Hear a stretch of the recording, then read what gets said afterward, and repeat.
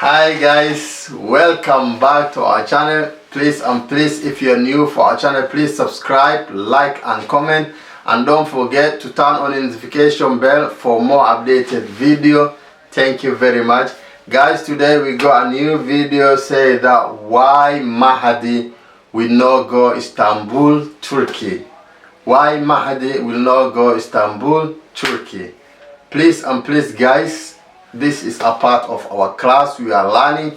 There was many things we didn't know before, so we start understanding. So we are still in learning. So please let us start our class. Let us go guys.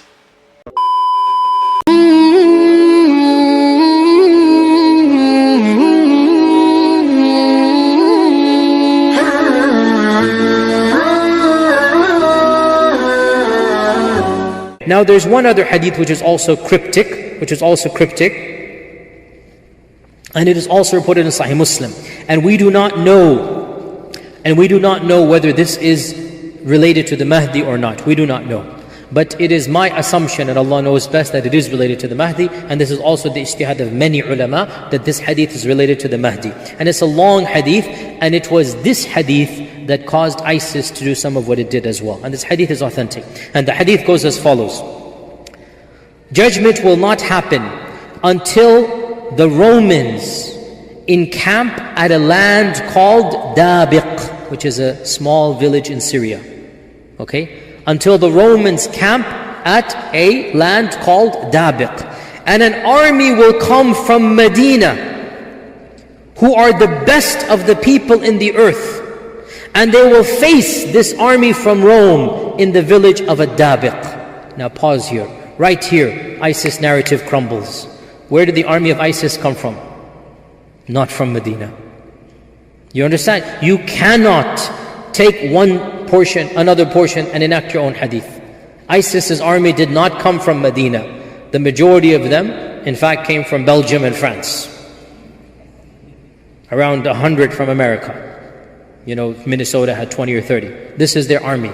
Each one thinking we are going to re-establish the Khilafah by executing hostages. And wallah, I mean, again, where do they... This is what happens when you have a crazed understanding of the religion. You don't understand right from wrong, and you end up doing more wrong than good. And our Prophet warned us about these fanatics, and maybe one day inshallah give a khutbah or a lecture about the characteristics of the Kharijites. Because this group is exactly Kharijite. This group is exactly that fundamentalist group. They think they are doing good, and they end up doing more harm than good. But this hadith mentions what? It mentions Dabiq, and it mentions the great Armageddon. And then the hadith goes on, I'm not going to go into all of it.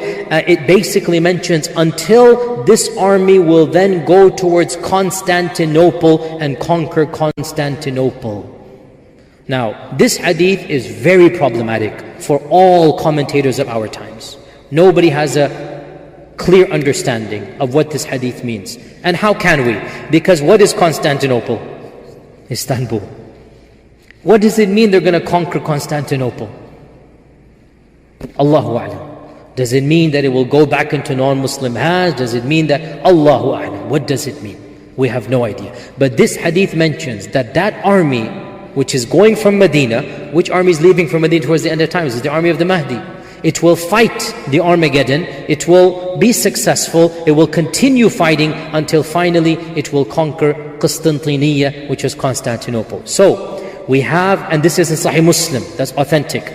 And the other hadith, Jerusalem, which is in Tirmidhi, which is not authentic. Put together, it appears we form some type of narrative. The army of the Mahdi will unify the Muslim world. It appears. We can make a tentative hypothesis. It's tentative, it's not explicit. The army of the Mahdi will unify the Muslim world, and there shall be peace and justice until Dajjal comes. And when Dajjal comes, once again there will be turmoil, and then Isa will come, once again there will be peace, and then Ya'juj and Ma'juj. So we're going to talk about this towards the end of times. You guys remember your sine wave from university, right? You remember your sine wave? Towards the end of times, the sine wave goes higher and lower and higher and lower. This is what's going to happen. That from bad to worse to better to worse to even better to worse, this is what's going to happen. Very quickly, dramatic shifts. This is what we see in this hadith, right? So the Mahdi, Dajjal, Isa, they're all going to be doing these things. And basically the hadith mention all of these characteristics of the Mahdi, and Allah subhanahu wa ta'ala knows best. Now, I mentioned around a dozen in the last 40 minutes a hadith of the Mahdi and some of the characteristics of the Mahdi. And as I told you before, there are over 30 hadith about the Mahdi, narrated by over 30 Sahaba. Because of this, it has been a standard feature of mainstream Sunni Islam to accept the concept of the Mahdi. And there's a long list of our classical ulama, Al-Hasan al-Basri, Mujahid ibn Jabr, many of the classic ulama, Imam Ahmad ibn Hanbal, others, they talked about the Mahdi.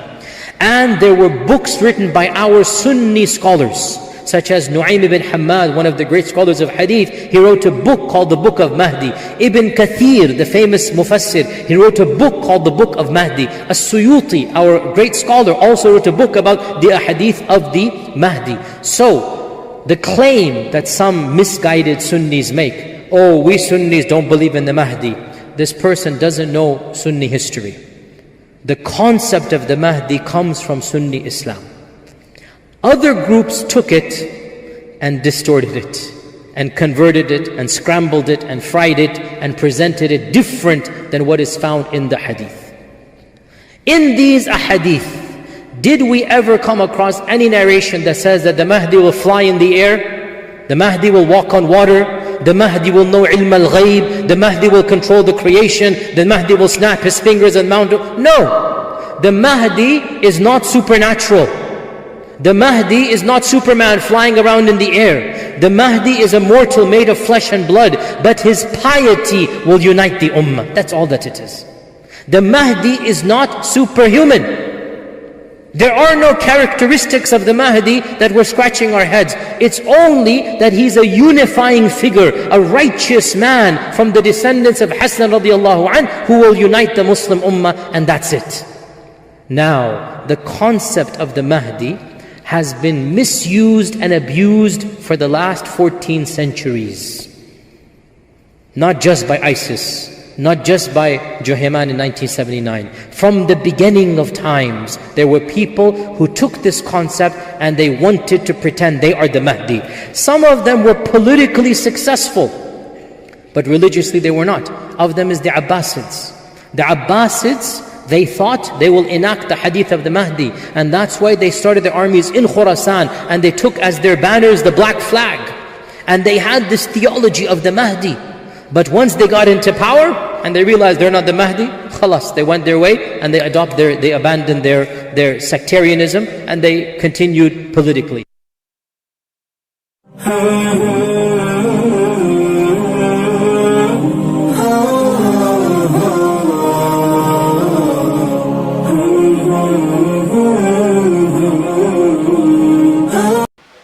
You heard how the Sheikh was just telling us about Mahdi and how it just come and how it will just disappear and how people, it will just unite all Muslim in the world. So Mahdi is a human being like me and you, the way Sheikh will say, the way I understand, because he said that it's not like superhero, someone flying from here to there. Nah, it's a human being like me and you, but he will unite Muslim all the world because of he will show the right things and he will tell the right things, so that's why people will be united. So thank you very much, guys. We are still in learning. We are learning, and I'm very happy for all of you who sent to me link like this. And if you have your link you want me to react, please go to the comment section, send the link. I will get down. Thank you very much, guys. See you next video. Bye.